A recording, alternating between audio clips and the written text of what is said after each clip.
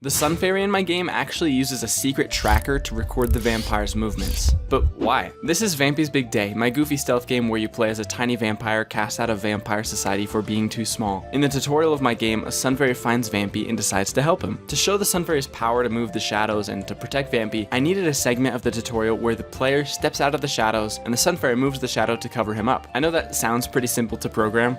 Unfortunately, with the way my game is set up, it is not. You see, the shadows in my game are calculated using an invisible sun, which is the source of light. To determine if the player is safe from the sun or not, I use a raycast and some other boring math stuff. There's no way for me to say, move the shadow to cover Vampy, because you don't actually control the shadows. You control the sun, which changes where the shadows are. So basically, I needed to track the opposite of the player's movements to determine how far to move the sun from its original position. If the player moved left, the tracker should move right. If the player moved down, the tracker should move up. And then as soon as the player steps out of the shadows, I move the sun to match the tracker's position. Since it was the opposite of all the player's movements, the shadow should move to cover the player. Now the tutorial level is really coming along. If you want to play the game, make sure to wishlist Vampy's Big Day on Steam to be notified when the demo drops.